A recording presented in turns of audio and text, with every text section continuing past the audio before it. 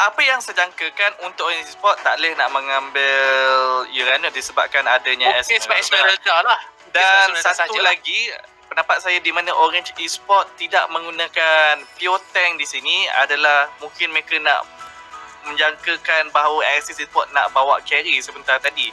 Jadi mereka mungkin dia akan mengambil carry kalau kita mengambil full tank, jadi kita lepaskan fighter supaya mereka pun tak perlu nak mengambil carry, supaya mereka tak perlu nak berhadapan dengan carry. Mungkin itu apa yang mereka akan lakukan, tetapi itu semuanya bergantung kepada strategi Orange Esport sebentar tadi. Okey, Manda. Sebentar lagi kita akan masuk ke dalam game sekarang juga. Dan ini ada perlawanan yang kedua di antara pasukan Orange Esport dan juga Axis Esports, yang mana pasukan Orange Esport sebentar tadi baru saja mendapatkan game yang pertama, menewaskan pasukan Axis Esports. Ya, dan semestinya Axis Esport ingin memenangi match yang kedua ini. Jika tidak, akan sahaja disingkir daripada MPL begitu sahaja pada hari yang pertama, iaitu semestinya perkara tersebut ingin dielakkan daripada berlaku.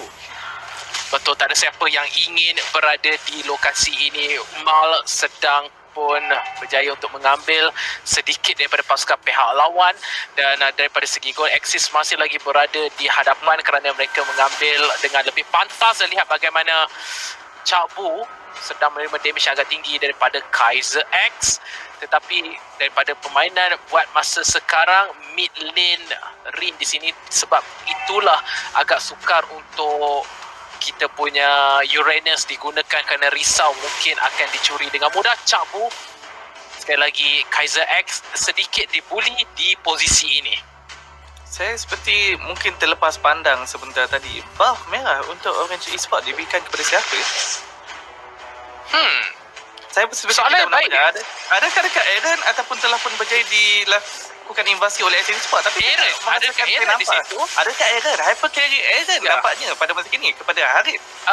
Disebabkan di awal-awal tidaklah begitu besar efek buff dan Evil X berjaya untuk menaikkan diri.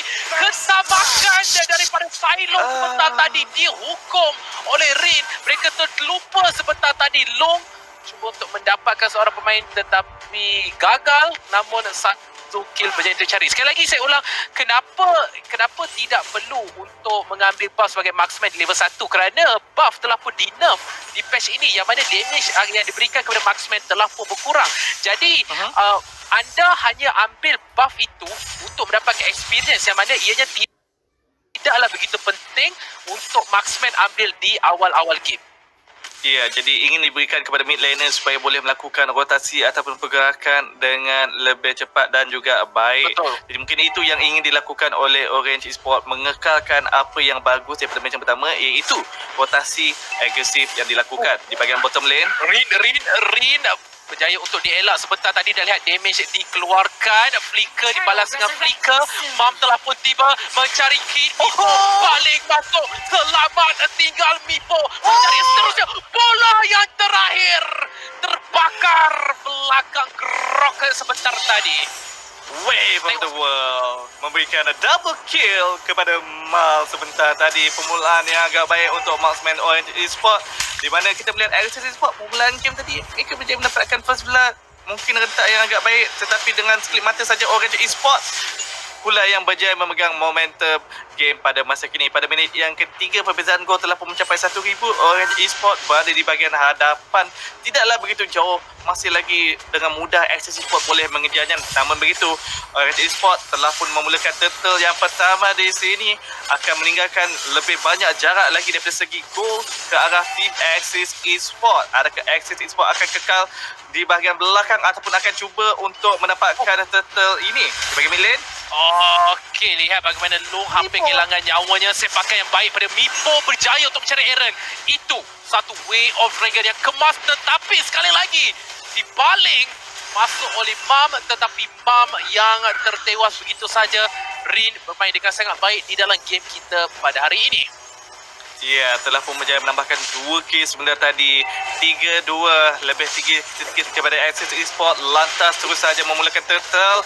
Akan berjaya didapatkan oleh Axis Esport tanpa gangguan. Tetapi di bahagian top lane, Kaiser dan juga Silo, saya kurang pasti kenapa Kaiser cuba bertarung dengan Silo sebentar tadi disebabkan kalau Tamus dah buka dia punya Inferno, memang tak ada sesiapa hero pun yang boleh lawan dengan hero tersebut, terutamanya kalau tiada crowd control.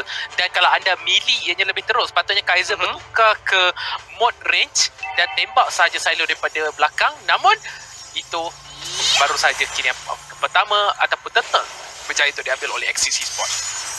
Mungkin Kaiser hanya melakukan perkara tersebut untuk menahan Silo daripada pergi kepada bahagian data. Mungkin itu saja yang ingin dilakukan oleh dia sebentar tadi. Dan kita dapat melihat di bahagian bottom lane, Cak Bu berada di kawasan jungle Axis Esports, tetapi Mal mungkin sedikit bahaya di sini. Mal, nampaknya mungkin telah nampak hari sebentar tadi. Saya ingin berikan fokus bagaimana pasukan Orange Esports baru saja dapat 2 turret sebentar tadi dan tidak ada respon langsung daripada pasukan Axis Esports. Mereka sepertinya membiarkan sahaja satu kill menjadi dicari, tetapi apa selepas itu? Kalau hanya untuk berjaya untuk mendapatkan kill saja, ianya tidaklah berbaloi berbanding pasukan Orange Esports yang sekali lagi mempunyai kawalan map yang lebih baik daripada pasukan Axis Esports. Boleh dikatakan objektif gaming yang ditunjukkan oleh Esports memberikan mereka kelebihan pada masa kini. Rin? Rin berada di bahagian hadapan, tetapi lagi tinggi shield yang ada pada Aaron. Lagi sedaplah Rin menyedot ke semua shield yang ada. Jadi pasukan Axis Esports perlu berhati-hati. Evil X terpaksa menggunakan pelingkar dari Mipo berjaya untuk mencari Frodo. Satu sepakan yang baik dan Rin berjaya untuk mengejar, tapi Rin kesorangan. Di manakah ahli pasukannya? Jawapannya tidak ada. Tertewas begitu saja. Walaupun dimulakan dengan baik oleh Mipo, tetapi tidak ada bantuan daripada ahli pasukannya dan Aaron berjaya untuk mencari kill yang seterusnya sebentar tadi. Mal, walaupun cuba nak dijatuhkan oleh tim Axis Esports, tetapi sebaliknya kill pula yang diberikan kepada Mal sebentar tadi. Gameplay yang begitu cantik ditunjukkan oleh Mal. Begitu tenang, menunggu waktu supaya dia boleh flicker kepada belakang dan juga menjangkakan Rin. Akan menggunakan Falling Star Moon untuk menangkap Mal apabila telah pun flicker, telah pun mengambil jarak yang sesuai, mengelak daripada perkara tersebut mengenai dirinya, lantas berjaya mendapatkan kill sebentar tadi. Begitu cantik di bahagian top lane sekarang ni. Aaron berjaya untuk menggunakan Zaman Force dan Aaron berjaya untuk menaikkan ini. Tetapi saya harus sekali lagi katakan yang mana pasukan daripada Axis Esports, mereka harus lihat di manakah kedudukan pemain-pemain lain. Mereka tidak boleh masuk begitu saja. Dan sekali lagi, turret di bahagian top akan dijatuhkan disebabkan tidak ada pemain daripada pasukan Axis. Mereka tidak berikan fokus ini. Dan apa yang berlaku? Mengapa Axis Esports memberikan turret demi turret tanpa sebarang pertukaran? Satu kesilapan yang besar lakukan di sini. Kita lihat perbezaan turret pada masa kini. Orange Esports semua turret masih lagi berdiri dengan nyawa yang masih lagi tinggi. Manakala Axis Esports hanya tinggal 2 saja turret di bahagian luar. Dan Mipo mungkin dalam masalah. Mega kill. Okey, kalau kita nak kata Axis ada kat top, mereka tak ada. Dekat mid pun tak ada. Dekat bottom pun tak ada. Dekat mana Axis ni? Seperti hanya bergerak mengikut rentak Orange Esports sahaja. Jika ya, mereka selalu lambat berlaku, kerana mereka mengikuti, bukan mereka yang mendahului, bukan mereka yang mengetuai perjalanan ataupun pergerakan momentum di dalam game ini. Dan jika Axis Esports hanyalah ikut sahaja mana pergi Orange Esports, semestinya mereka akan seperti mengabaikan objektif ataupun tanggungjawab yang perlu dilakukan oleh mereka untuk mendapatkan kemenangan. Begitu sahaja. Lane pula jatuh. Dan apa yang dilakukan tadi adalah cabut. Dia duduk dekat tepi tu. Dia cakap, okey, saya akan buka Fade and Strike. Okey, cubalah bunuh saya. And boom, mereka dapat lagi satu turret. Dan berbanding pasukan Orange Esports, mereka tak hilang apa-apa sekalipun. Dan Mam berjaya untuk mendapatkan cabut. Dan pada masa yang sama, Turtle diambil oleh pasukan Orange Esports, menjarakkan lagi jarak perbezaan gol yang ada di antara kedua-dua pasukan. Perbezaan gol sebanyak 28,000 kepada tim Orange Esports, di mana Axis Esports hanyalah 23,000. 5,000 perbezaan gol ini mungkin akan menyukarkan Axis Esports untuk melakukan comeback. Tetapi mereka bukan sahaja ketinggalan daripada segi gol, mereka ketinggalan daripada segi level dan semestinya juga daripada segi kawalan map. Bukanlah satu situasi yang mudah untuk mereka melakukan comeback sebentar sahaja lagi. Ikutu rasa apakah yang mampu mereka lakukan pada masa kini untuk membenarkan mereka pergi kepada ke arah kemenangan? Agak sukar untuk saya katakan, terutamanya kalau kita lihat daripada pasukan Axis Esport, mereka menggunakan satu komposisi yang mereka fokus kepada early game. Tetapi kalau mereka tewas di early game, bagaimanakah Kaiser X akan berfungsi di sini? Bagaimanakah Grog akan bertahan di late game, terutamanya apabila diserang oleh Bruno yang boleh critical 2000 dengan setiap satu sepakan? Aaron baru saja menyiapkan concentrated energy, jadi walaupun dia tak ada shield, dia masih lagi ada spell bomb. Ya, masih lagi boleh sustain di bahagian hadapan. Evil Egg berada di bahagian hadapan. Sepertinya game ini akan dikawal dengan baik oleh pasukan Orange Esport Reborn, yang mana Axis tidak berjaya untuk mendapatkan mana-mana pemain, dan lihat bagaimana di top, di bottom semuanya dikawal dengan baik. Long sedang cuba untuk melakukan flanking, sedang mematikan pemain-pemain yang ada.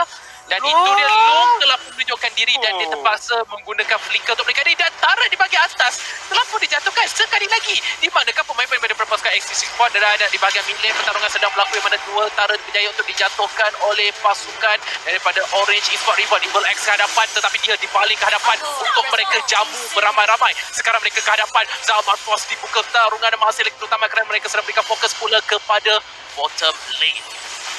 Joehead seperti kunci kemenangan untuk tim Orange Esport dan juga Okey, Fasa. palingan semula sebentar tadi mereka berjaya untuk mendapatkan satu kill, mencari Rin pula, lebih Rin untuk melarikan diri.